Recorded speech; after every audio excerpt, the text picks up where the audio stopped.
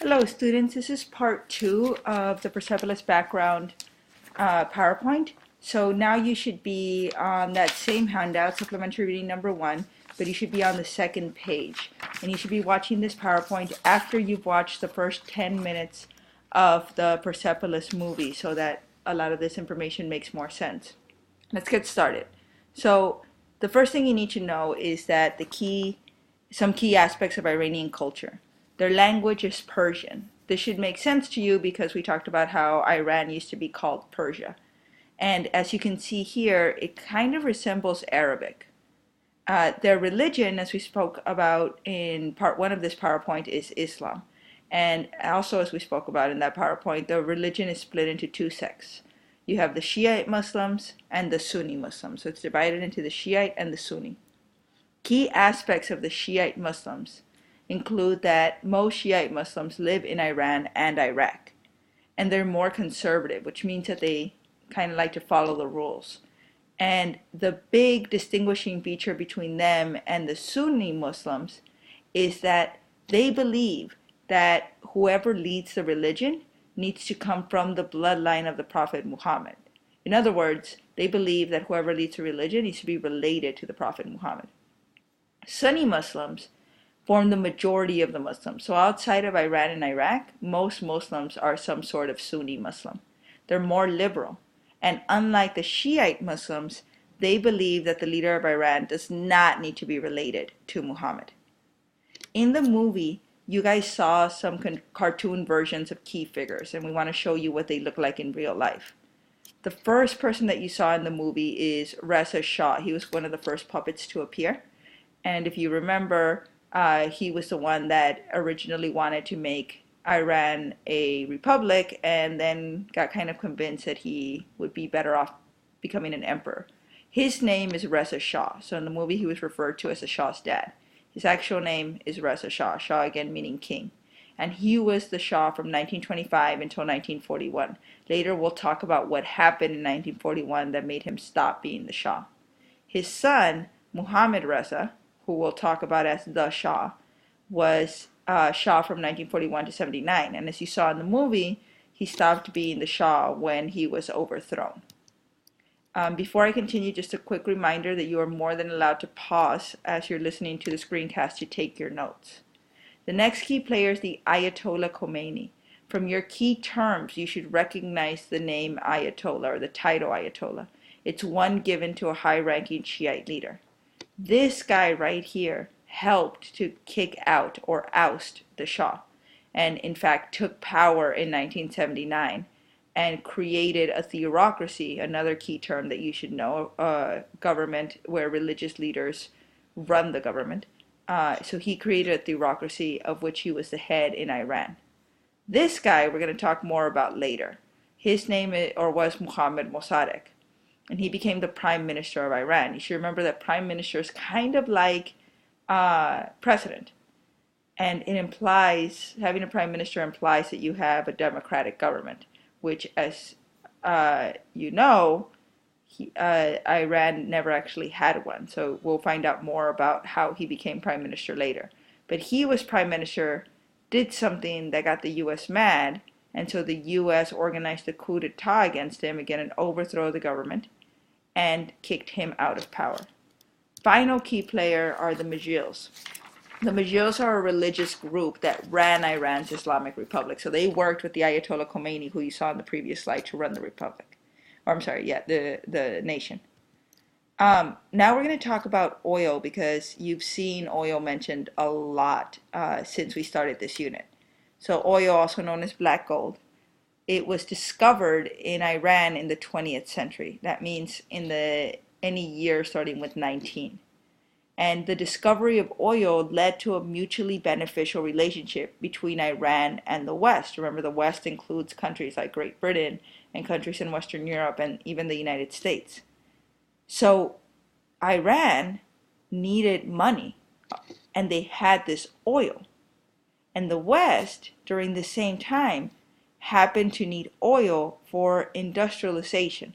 So the West during this time was industrializing. That means that they were going from handmade goods to producing goods in factories, from living in farms to living in cities. And so Iran saw this as an opportunity to make money. As you saw in the movie, the West was more interested in getting oil for a cheap price. So to ensure control of this oil, as you saw, the West installed, and specifically Great Britain installed Reza Shah into power. And so the issue was that the problem at the end of the day was that while there was cheap oil for the West, there was little profit for Iran. Now, after the Reza Shah got put into power, remember this is the Shah's dad, if you remember, his goal was to modernize Iran. And he wanted to do this by following the Western example, which makes sense because he was put into power by the British, so you can see why he would want to be more Western. He created 4 reforms, and reforms means big changes. The first change that we want you to write down is education. He expanded education, especially for women. He also banned the veil. So if you remember from the movie, Margie, when she's in the airport in the bathroom on her way to Tehran, she has to put on that veil. So something happened after the Shah went out of power that made the veil mandatory in the movie. But when the Shah was in power, it was actually illegal to wear it. He also promoted the growth of businesses and created a middle class. But to get everyone on the same page, there were a few negative results. So the first negative result was that the clergy lost control. And if you remember, the clergy refers to religious leaders. So if you're going to ban the veil, which as you know is related to an Islamic practice, then you got to get the clergy under control or else they're going to protest against it. In addition, he muffled the press. Muffled the press means he quieted them down. He didn't let them print anything that was negative against him. And he arrested rebels. So you saw in the movie that one of Margie's dad's friends was released from prison. He was put in prison because he was a rebel against the Shah. If we fast forward a little bit from when the Shah was put into power, in the 20th century, right in the middle of the 20th century, there was this war, World War II, that started in 1939 and ended in 1945. So if you remember from our key players, Reza Shah, the first Shah, lost his Shah position in 1941. And the reason he lost it was because Iran wanted to side with Germany. So Reza Shah wanted to side with Germany. If you remember your U.S. history, Germany and Britain didn't really get along during World War II. So the British didn't like the idea that a country that they controlled was trying to side with their enemy during a war. So the British reaction was, no way, they were not going to allow this. And instead, they installed a new leader, Mohammad Reza, again known as the Shah. And they installed him because he was more easily controlled than his dad. And so the West wanted to keep its practice of getting this cheap oil and being able to keep Iran in control, and so they needed someone they could easily control in order to achieve that, and they found that person in the Shah. At the end of World War II, there's a shift in who controls Iran's oil. Before World War II, you remember it was the British. They put in Reza Shah in power. After World War II, the British lost a lot of power, and at the end of World War II, the U.S. involvement in Iran increased because they became a superpower. In the 1950s, so about 6 years after World War II ended, the Iranian people really got tired of the U.S. being there. And the Shah felt a lot of pressure from the people to change the government because they felt like he was just doing whatever the U.S. wanted. To calm the people, the Shah appointed this guy, Mohammad Mossadegh. Remember that bald guy from the key players? And he appointed him as prime minister. So prime minister, again, implies a democracy. Democracy implies that people have a say in the government. So the prime minister immediately makes a really controversial decision. He nationalized the oil industry. Reference back our key terms and you'll know that nationalize means the government owns something, not people, not individual people.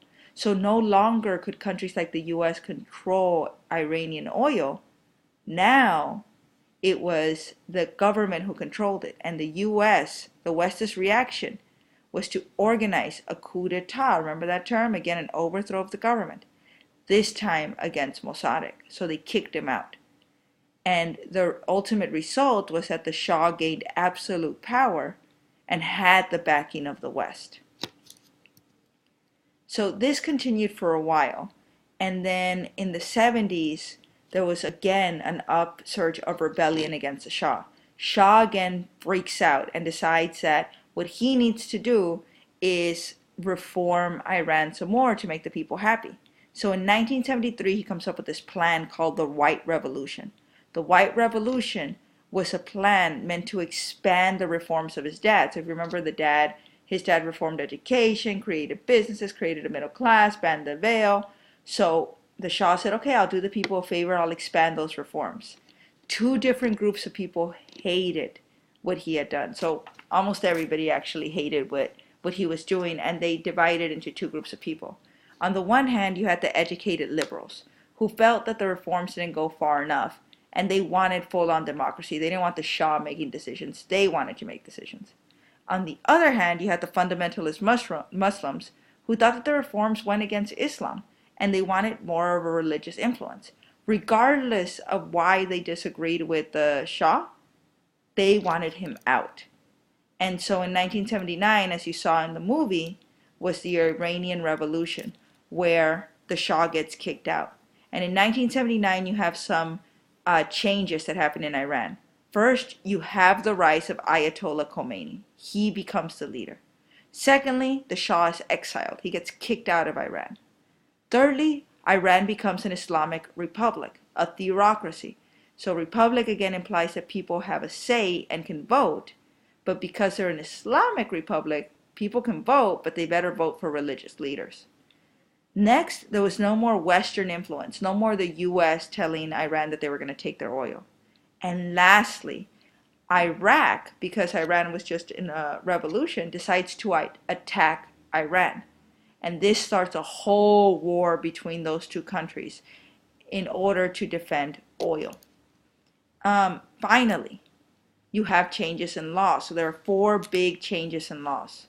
The first change in the law is the veil. While the Shahs made it illegal, in the Islamic Republic, the Ayatollah Khomeini actually made it mandatory. There was also a change in education. So while everybody could still study, the education now had to be primarily religious. Also a change in dress. All men were required to wear beards as a sign of their Islamic faith. And finally, there was a restricted lifestyle. No longer could you drink, no longer could there be parties. Everything was very conservative and very strict. This now should cover the PowerPoint notes of the background information that you need for Persepolis. You should have now completed supplementary reading number 1 with the exception of that last slide, which you will do on supplementary reading number 2, on which you will take notes based on the rest of the movie that you'll continue watching in class. I hope you learned something good from this, and I will see you guys all at school. Have a good night.